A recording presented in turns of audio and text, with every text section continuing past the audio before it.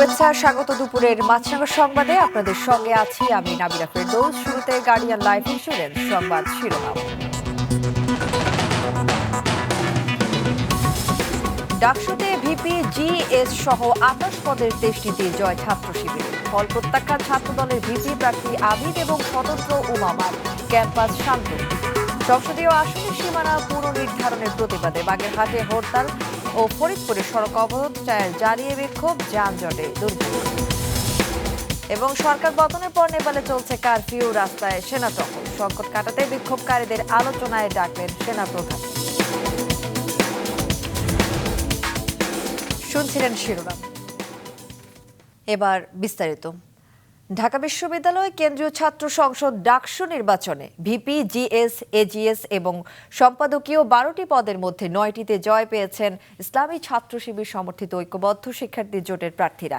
এদিকে কারচুপির অভিযোগে ফল প্রত্যাখ্যান করেছেন ছাত্রদলের ভিপি প্রার্থী আবিদুল ইসলাম এবং স্বতন্ত্র শিক্ষার্থী ঐক্য প্যানেলের উমামা ফাতেমা। বিস্তারিত জানাচ্ছেন বিপ্লব আহসান। অভিযোগ পাল্টা অভিযোগ এবং বিচ্ছিন্ন কিছু ঘটনার পাশাপাশি ভোটারদের ব্যাপক অংশগ্রহণের মধ্য দিয়ে গতকাল অনুষ্ঠিত ডাকসু ও হল সংসদ নির্বাচনে উৎসবমুখর পরিবেশে ভোট গ্রহণ হলেও ফল ঘোষণা করতে দেরি হওয়ায় সন্ধ্যা থেকে উত্তেজনা তৈরি হয়। রাত ১:৩০টার দিকে হলের ফলাফল দেয়া শুরু হয়। আজ সকাল ৮:৩০টায় সিনেট ভবনে ডাকসু নির্বাচনের ফল ঘোষণা করেন চিফ রিটার্নিং অফিসার মোহাম্মদ অধ্যাপক জসিমউদ্দিন। ডাকসুর মাধ্যমে আমরা একটা সুন্দর একটা মডেল সেট করতে পেরেছি, যেটা বাংলাদেশের অন্যান্য বিশ্ববিদ্যালয় সহ অনেক বড় বড় কলেজ আমাদেরকে অনুসরণ করব, আমরা এই আশা রাখি। চূড়ান্ত ফলাফলে ভিপি পদে বিজয়ী ইসলামী ছাত্র শিবির সমর্থিত ঐক্যবদ্ধ শিক্ষার্থী জোটের সাদিক কায়েম পেয়েছেন ১৪,০৪২ ভোট। তার নিকটতম প্রতিদ্বন্দ্বী ছাত্রদল সমর্থিত প্যানেলের আবিদুল ইসলাম খান পেয়েছেন ৫,৭০৮ ভোট। নির্বাচনের আগে হঠাৎ পরিচিতি পাওয়া স্বতন্ত্র প্রার্থী শামীম হোসেন ৩,৮৮৩ ভোট পেয়ে তৃতীয় এবং জুলাই আন্দোলনের অন্যতম নেত্রী উমামা ফাতিমা ৩,৩৮৯ ভোট পেয়ে চতুর্থ হয়েছেন। এই আন্দোলনের শিক্ষার্থীদের নিয়ে গঠিত নতুন ছাত্র সংসদ গণতান্ত্রিক ছাত্র সংসদের প্যানেলের প্রার্থী আব্দুল কাদের পেয়েছেন ১,১০৩ ভোট। জিএস পদে বিজয়ী ছাত্র শিবির সমর্থিত এস.এম. ফরহাদ পেয়েছেন ১০,৭৯৪ ভোট। তবে তার নিকটতম প্রতিদ্বন্দ্বী ছাত্রদল সমর্থিত শেখ তানভীর বারী হামিম পেয়েছেন ৫,২৮৩ ভোট। প্রতিরোধ পর্ষদের মেঘমোল্লার বসু ৪,৯৪৯ ভোট পেয়ে তৃতীয় এবং স্বতন্ত্র প্রার্থী আরাফাত চৌধুরী ৪,০৪৪ ভোট পেয়ে চতুর্থ এবং গণতান্ত্রিক ছাত্র সংসদের বাকের মজুমদার ২,১৬১ ভোট পেয়ে পঞ্চম হয়েছেন। জিএস পদে নির্বাচিত হয়েছেন ছাত্র শিবির সমর্থিত মহিউদ্দিন খান। তিনি মোট ১১,৭৭২ ভোট পেয়েছেন। তার নিকটতম প্রতিদ্বন্দ্বী ছাত্রদলের প্রার্থী তানভীর আল হাদি মায়েত পেয়েছেন ৫,০৬৪ ভোট। গণতান্ত্রিক ছাত্র সংসদের আশরেফা খাতুন ৯০০ ভোট পেয়েছেন। এছাড়া সম্পাদকীয় ১২টি পদের মধ্যে ছাত্র শিবির প্যানেলে পেয়েছেন ৯টি, বাকি 3টি স্বতন্ত্র প্রার্থীরা। ১৩টি সদস্য পদের 11টি পেয়েছে ছাত্র শিবির প্যানেলের প্রার্থীরা। সব মিলিয়ে ডাকসুর ২৮ পদের ২৩টিতে জিতেছে তারা।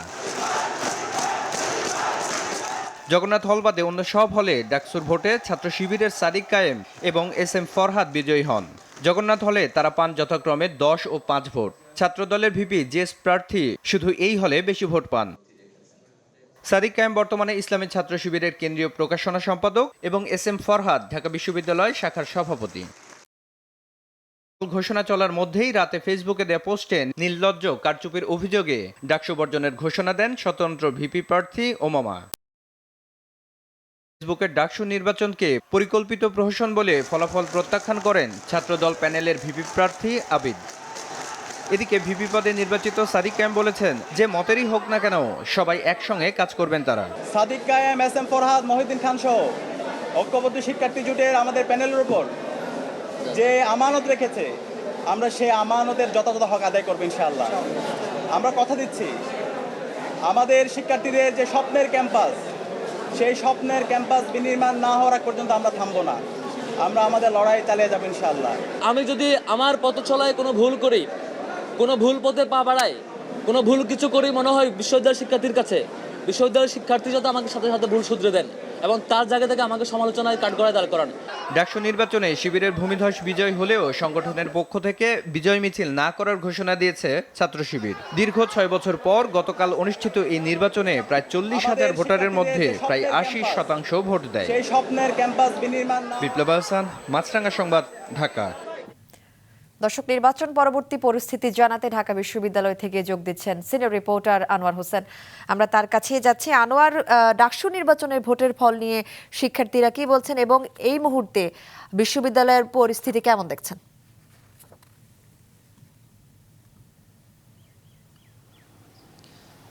নাবিলা, নির্বাচন তো শেষ, ফলাফল ঘোষণা হয়ে গেছে। এখন আসলে যারা নবনির্বাচিত তাদের শপথ গ্রহণের পালা। তো সেই শপথ কবে নেওয়া হবে এখনো পর্যন্ত সময় নির্ধারণ করা হয়নি। আর নির্বাচন পরবর্তী এখন ক্যাম্পাস আসলে পুরোপুরি শান্ত। আপনি জানেন যে গতকালই বিজ্ঞপ্তি দিয়ে ক্যাম্পাস আজকে বন্ধ ঘোষণা করা হয়েছে, যে কারণে ক্যাম্পাসে আমরা শিক্ষার্থীদের তেমন আনাগোনা দেখতে পাচ্ছি না। আর ডাকসু নির্বাচনে যারা জড়িত ছিল, যারা প্রার্থী ছিল, যারা সমর্থক ছিল, গতকাল সারা রাত আসলে তারা জেগেছিল এই ফলাফলের জন্য। তারা আসলে এখন সবাই যে যার মতো করে হলে চলে গেছে, সেখানে বিশ্রাম নিচ্ছে। তবে নির্বাচন পরবর্তী এই সময়ে যেন কোনো ধরনের সহিংসতা না হয়, কোনো অস্থিতিশীল পরিস্থিতি যেন তৈরি না হয়, যে কারণে র্যাব এবং পুলিশের উপস্থিতি কিন্তু ক্যাম্পাসের ভেতরে রয়েছে। আমি সকালে জল কামানো দেখেছি, এখনও সেটা আছে, এবং বিশেষ যেই গাড়িগুলো আছে সেগুলো ক্যাম্পাসের ভিতরে অবস্থান করছে, যতক্ষণ না পর্যন্ত আসলে তারা আইনশৃঙ্খলা বাহিনী মনে করছে যে পরিস্থিতি স্বাভাবিক হয়ে আসবে বা কোনো ধরনের অস্থিতিশীল অবস্থা তৈরি হবে না, ততক্ষণ পর্যন্ত ওনারা আসলে এখানে অবস্থান করবেন, আমাদেরকে জানিয়েছেন। আর শিক্ষার্থীরা আসলে যেহেতু আজকে ক্যাম্পাস বন্ধ, সে কারণে শিক্ষার্থীদের সাথে আমাদের সেভাবে কোনো কথা হয়নি। তবে এখন পর্যন্ত পরিস্থিতি শান্ত আছে। নাবিলা। আনোয়ার, আপনাকে ধন্যবাদ। দর্শক, ঢাকা বিশ্ববিদ্যালয় থেকে ডাকসু নির্বাচন পরবর্তী পরিস্থিতি জানালেন সহকর্মী আনোয়ার হোসেন। ডাকসু নির্বাচনে বিজয়ীদের অভিনন্দন জানিয়েছেন বিএনপি স্থায়ী কমিটির সদস্য সালাউদ্দিন আহমেদ। দুপুরে ডিপ্লোমা ইঞ্জিনিয়ারিং ইনস্টিটিউটে মহিলা দলের প্রতিষ্ঠা বার্ষিকীর অনুষ্ঠানে তিনি বলেন, দেশের সামাজিক ও রাষ্ট্রীয় যে পরিবর্তন হয়েছে সেগুলো ছাত্র আন্দোলন বা ছাত্র সংসদের মাধ্যমে হয়েছে। ডাকসু নির্বাচন জাতীয় রাজনীতিতে প্রভাব ফেলবে কিনা এমন প্রশ্নে তিনি বলেন, অতীতে বড় দল ছাড়া ডাকসুতে নির্বাচিতরা রাজনীতিতে ভালো করতে পারেনি। এদিকে কাল হতে যাওয়া জাহাঙ্গীরনগর বিশ্ববিদ্যালয় কেন্দ্রীয় শিক্ষার্থী সংসদ ডাকসু নির্বাচনে সম্প্রীতির ঐক্য প্যানেল থেকে সহ সভাপতি পদপ্রার্থী বিশ্ববিদ্যালয় শাখা ছাত্র ইউনিয়নের সাবেক সভাপতি অমর্ত্য রায়ের প্রার্থিতা বাতিলকে কেন্দ্র করে উপাচার্যকে গতরাতে অবরুদ্ধ করে রেখেছিলেন শিক্ষার্থীরা। ডাকসু গঠনতন্ত্রের 4 ও 8 ধারা অনুযায়ী প্রত্নতত্ত্ব বিভাগের 2017-18 শিক্ষাবর্ষের শিক্ষার্থী অমর্ত্য রায়ের ভোটার ও প্রার্থিতা বাতিল করে নির্বাচন কমিশন। হাইকোর্টের রায়ে প্রার্থিতা ফিরে পান তিনি। আপিলে অমর্ত্যের প্রার্থিতা চূড়ান্তভাবে বাতিল করে চেম্বার আদালত। বিষয়টি সমাধানের জন্য নির্বাচন কমিশনের সঙ্গে আলোচনায় বসেন ভিসি। পরে প্রশাসনের পক্ষ থেকে জানানো হয় আদালতের রায় না মানার সুযোগ নেই।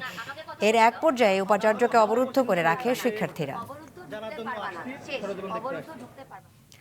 দর্শক, নির্বাচন হতে যাচ্ছে চট্টগ্রাম বিশ্ববিদ্যালয়ে আগামী 12ই অক্টোবর। প্রতিষ্ঠার 58 বছরে কেন্দ্রীয় ছাত্র সংসদ ডাকসুর নির্বাচন হয়েছে মাত্র 6 বার। সর্বশেষ দীর্ঘ 34 বছর আগে 1990 সালে। তাই এবার এই নির্বাচন ঘিরে উচ্ছ্বসিত শিক্ষার্থীরা। নাজমুল সাদিকের রিপোর্ট, ক্যামেরায় ছিলেন রবিউল টিপু। প্রায় 3 যুগ পর তোড়জোড় শুরু হয়েছে চট্টগ্রাম বিশ্ববিদ্যালয় কেন্দ্রীয় ছাত্র সংসদ ডাকসু ও হল সংসদ নির্বাচন আয়োজনের। আসছে 12ই অক্টোবর ভোটের দিন রেখে তফসিল ঘোষণা করেছে কর্তৃপক্ষ।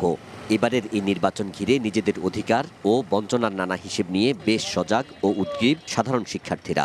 যারা চাকসুতে নির্বাচিত হবে আর কি, তাদেরকে অবশ্যই আমাদের পালসটা বুঝতে হবে, স্টুডেন্টরা কি চাচ্ছে সেটা অবশ্যই বুঝতে হবে। আসলে সেই অনুযায়ী কাজ করতে হবে, এটাই এক্সপেকটেশন থাকবে সবার প্রতি। একটি সুষ্ঠু এবং বৈষম্যহীন আমরা গঠনতন্ত্র পাই, এর মাধ্যমে সুষ্ঠু একটি ছাত্র অধিকার সংসদ যেন আমাদের নিশ্চিত হয়। যেহেতু অনেকদিন ধরে একেবারে আমরা বঞ্চিত হয়ে আসছি সব রকমের অধিকার থেকে, সুতরাং আমরা চাইব আমাদের অধিকারগুলো। চট্টগ্রাম বিশ্ববিদ্যালয়ে সড়ক যাতায়াতে নিরাপত্তাহীনতা, শাটল ট্রেনে ভোগান্তি ও আবাসন সংকট সহ নানা সমস্যার কথা অকপটে জানান শিক্ষার্থীরা। চাকসু নিজেদের সব অধিকার আদায়ের মাধ্যম হবে প্রত্যাশা তাদের। শহর থেকে যে দূরে ক্যাম্পাসের যে অবস্থান, সেই জায়গাগুলোতে শিক্ষার্থীদের নিরাপদ একটা যাতায়াতের ব্যবস্থা করা। আবার হলের আবাসনের কিছু সমস্যা আছে, আমরা হলে সিট পাই না, এরকম টাইপের কিছু সমস্যা আছে, এগুলোরও আমরা সলভ চাই। সেশন জ্যাম নিয়ে যারা কাজ করছে বা তাদেরকে প্রায়োরিটি করছে, আমরা অবশ্যই এদেরকে সামনে রাখবো। দীর্ঘদিনের লেজুর ভিত্তিক রাজনৈতিক কর্মকাণ্ড নিজেদের অধিকার বোধকে আড়ালে ঠেলে দিয়েছে উল্লেখ করে শিক্ষার্থীরা বলছেন, ন্যায্য অধিকার প্রতিষ্ঠা ও ছাত্র রাজনীতির সুষ্ঠু অনুশীলনের জন্য প্রয়োজন চাকসুর সঠিক নেতৃত্ব, যারা কারো আনুগত্যের সংস্কৃতি বা বিশেষ কোনো গোষ্ঠীকে খুশি করার কাজ করবে না। থাকবে জবাবদিহিতা ও শিক্ষার্থীদের অংশগ্রহণ। এমন একজন প্রতিনিধি আসুক, ছাত্র প্রতিনিধি, যে প্রতিনিধি আমাদের জন্য অনেক বেশি কাজ করবে, আমাদের শিক্ষক এবং শিক্ষার্থীদের সাথে সুন্দর একটা সম্পর্ক বিল্ড আপ করবে। যেই নির্বাচিত হয়ে আসবে সে শুধুমাত্র কোনো দলের হয়ে কাজ করবে না, সে সকল সাধারণ শিক্ষার্থীর হয়ে কাজ করবে। এবার চাকসু নির্বাচনে খসড়া ভোটার তালিকায় মোট ভোটার 25,866 শিক্ষার্থী।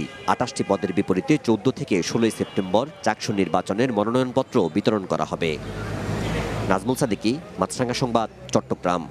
সংসদীয় আসনের সীমানা পুনর্নির্ধারণের প্রতিবাদে 48 ঘণ্টার হরতাল পালিত হচ্ছে বাগেরহাটে। অন্যদিকে একই দাবিতে ফরিদপুরে মহাসড়ক অবরোধ করে বিক্ষোভ করছেন স্থানীয়রা। ডেস্ক রিপোর্টে বিস্তারিত। 4টি সংসদীয় আসন বহালের দাবিতে বাগেরহাটে বিএনপি জামাত সহ সর্বদলীয় সম্মিলিত কমিটির ডাকা 48 ঘণ্টা হরতালের প্রথম দিনে প্রায় অচল হয়ে পড়েছে পুরো জেলা। বাগেরহাট থেকে ছেড়ে যায়নি কোনো দূরপাল্লার বাস। জেলার সড়ক মহাসড়কের অন্তত 30টি পয়েন্টে টায়ার জ্বালিয়ে ও গাছের গুঁড়ি দিয়ে অবরোধ করে রেখেছে আন্দোলনকারীরা। সকালে জেলা প্রশাসকের কার্যালয় এবং জেলা উপজেলা নির্বাচন অফিসে তালা ঝুলিয়ে দেয় কর্মকর্তা কর্মচারীরা অফিসে ঢুকতে পারেনি। বন্ধ রয়েছে সব সরকারি বেসরকারি অফিস। বাগেরহাট থানায় যদি 4টা আসনের জন্য আন্দোলন হচ্ছে, তো আমার পায়ে হেঁটে গেলেও আমরা চাই যে 4টা আসন এইখানে দিয়ে দেওয়ার জন্য। বাগেরহাটে যাওয়া লাগবে, এখন যাইতে দেবে না। অনেকজনে রাস্তায় টায়ার জ্বালিয়ে রাখছে, বলতেছে না যাওয়া যাবে না। এদিকে বহির্নোঙরে কার্যক্রম স্বাভাবিক থাকলেও হরতালের কারণে বন্ধ রয়েছে মোংলা বন্দরের জেটির কার্যক্রম। বন্ধ রয়েছে বিশ্বিক শিল্পনগরী মোংলা ইপিজেট সহ শিল্পাঞ্চলের কার্যক্রমও। বাগেরহাট 4টি আসনকে জবাই করার জন্য যে তরবারি সিসি উত্তোলন করেছে, এই তরবারি অনতি বিলম্বে খাপে ঢুকান। ফরিদপুর 4 আসনের সীমানা পুনর্বিন্যাসের প্রতিবাদে দ্বিতীয় দিনের মতো ঢাকা খুলনা ফরিদপুর বরিশাল মহাসড়কের ভাঙা উপজেলার বিভিন্ন স্থানে সড়ক অবরোধ করে বিক্ষোভ করছে স্থানীয়রা। এতে যানবাহন বন্ধ থাকায় ভোগান্তিতে পড়েছেন যাত্রীরা। নির্বাচন কমিশনার তো কোনো আশ্বাস পাই নাই, আশ্বাস জবত না পাবো তবত আমরা মাঠের দিকে উঠবো না। 1 মাস লাগুক 2 মাস লাগুক।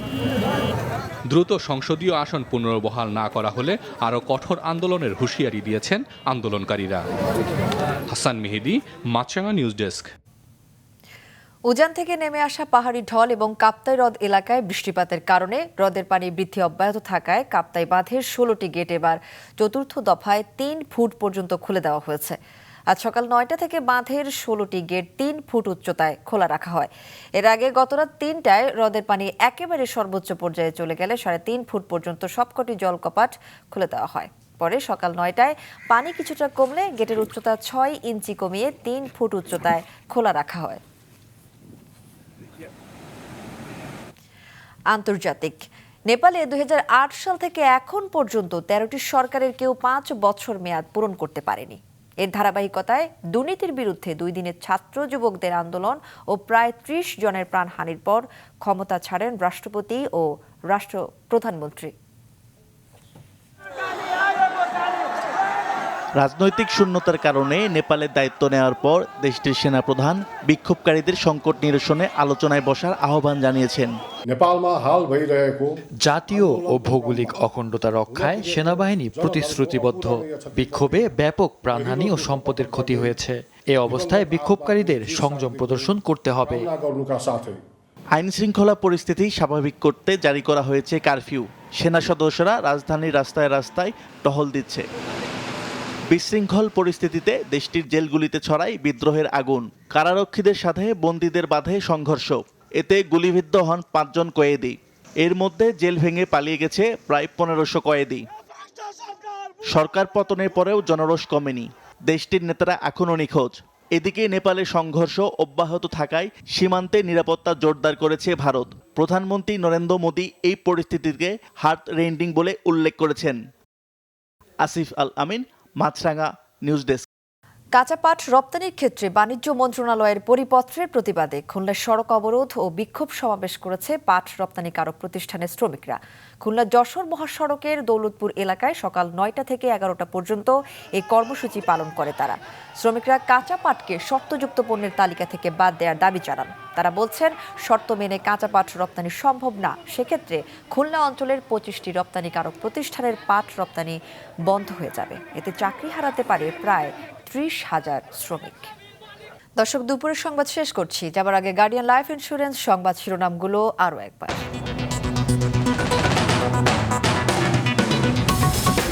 ডাকসুতে ভিপি জিএস সহ 28 পদের 23টিতে জয় ছাত্র শিবিরের। ফল প্রত্যাখ্যান ছাত্রদলের ভিপি প্রার্থী আবিদ এবং স্বতন্ত্র উমামার। ক্যাম্পাস শান্ত। সংসদীয় আসনের সীমানা পুনর্নির্ধারণের প্রতিবাদে বাগেরহাটে হরতাল ও ফরিদপুরে সড়ক অবরোধ। টায়ার জ্বালিয়ে বিক্ষোভ, যানজটে দুর্ভোগ। এবং সরকার পতনের পর নেপালে চলছে কারফিউ। রাস্তায় সেনা টহল। সংকট কাটতে বিক্ষোভকারীদের আলোচনায় ডাকলেন সেনাপ্রধান। এই ছিল এখনকার মতো। ফেসবুকে আপডেট পেতে ভিজিট করুন মাছরাঙা টেলিভিশনের পেজে। ইউটিউব চ্যানেলেও দেখতে পারেন আমাদের সংবাদ, প্রতিবেদন ও অনুষ্ঠান। আমাদের পরবর্তী সংবাদ বিকেল 5টায় দেখার আমন্ত্রণ রইল।